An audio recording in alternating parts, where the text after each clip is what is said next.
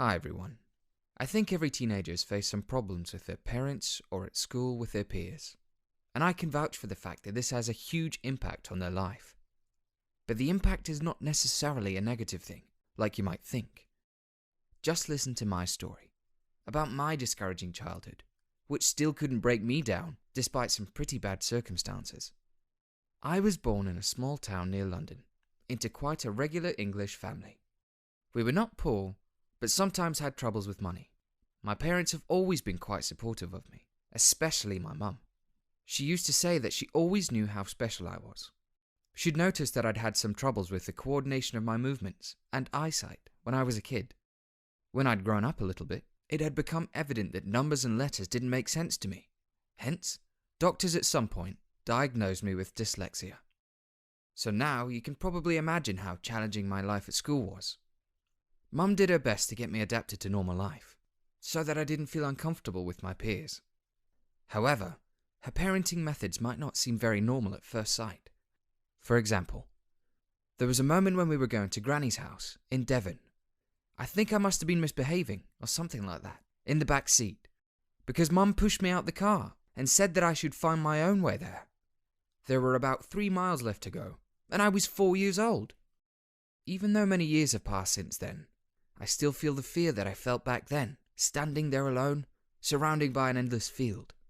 I had nothing left to do but go. I didn't make it there until it had gotten dark. I was tired and starving, and maybe even angry. I don't exactly remember. But when Mum opened the door, she behaved as though nothing actually happened. And I also remember, one winter morning, it was snowy and cold outside, when my mum woke me up, handed me my bike, and sent me to our relatives like 50 miles away from home. She said it was really important to reach them. She gave me some food, like an apple and a sandwich, and said that I had to get water somewhere on my own. It was hard and chilly to ride a bike in snowy weather. The whole way I kept wondering why fate had given me such a harsh mum. I almost got lost twice, since I could barely read the road signs. I probably never felt more exhausted than when I finally reached my destination that day. Tough approach, you might say. Yeah. What mother could ever do that to her beloved son, right? But all this stuff definitely built my character. Despite some natural disabilities, I rarely got ill and formed a strong habit of never giving up. My years at school were full of tribulations from my everyday life. According to some sort of family tradition, my parents sent me to an all-boys school, and teachers there were never forbidden to beat us for any shortcoming. I had plenty of them, as you might already have guessed. Teachers literally considered me the dumbest person they'd ever met. Well, I guess they were right, since I couldn't answer any of their questions. Nobody realized that I was nearsighted. It took them a couple of semesters to find me the perfect glasses, but I still couldn't study well, being dyslexic. I tried my skills on the playing field, but, I just couldn't make myself become an athlete. I nearly failed school, constantly being punished for not reading well, for not knowing the diameter of a circle, for having dirty shoes, or for poorly making my bed. Of course, at first, things like these were scary, painful, and humiliating. But at some point I got used to them, to a certain extent, so that when any of my teachers would beat me, I'd say how grateful I was for their efforts. Thank goodness my classmates never bullied me, since virtually all of them were in the same position as me, in terms of severe punishments. I hated the very situation that I had to be at that school. Having realized that I needed something more than just studying, back then, I had tried to set up a business venture a couple of times. I'm extremely fortunate that my parents nurtured my entrepreneurial spark and supported my dreams, whatever they were. At first, I tried my luck at growing and selling Christmas trees, but I wasn't successful in it because of rabbits. Those intrusive chiselers had eaten all the first springs. I got so angry that I decided to get revenge. I started hunting them, but unfortunately, I was only able to sell a few carcasses for a song. It was much less than I initially invested in the fir trees, but it had turned out to be enough for another business. I decided to breed budgerigars and sell them. My dad had even constructed a huge cage for them, But one day when I was back to school, after another holiday, Mum called me and said that rats ate all of the birds. What was wrong with the animals around me, I thought. Only, a few years later, Mum confessed that she was to blame because she had let the birds fly away since they were too loud and too expensive to look after. It was sort of a devastating period in my life. However, I never doubted I could make things happen. When I was 13, I transferred to a new boarding school where a new level of struggle began. I still had bad grades, but my low academic performance, as professors have called it, prompted me towards kind of a revolutionary road. I had some serious thoughts on my new school's reformation, which I shared with the headmaster.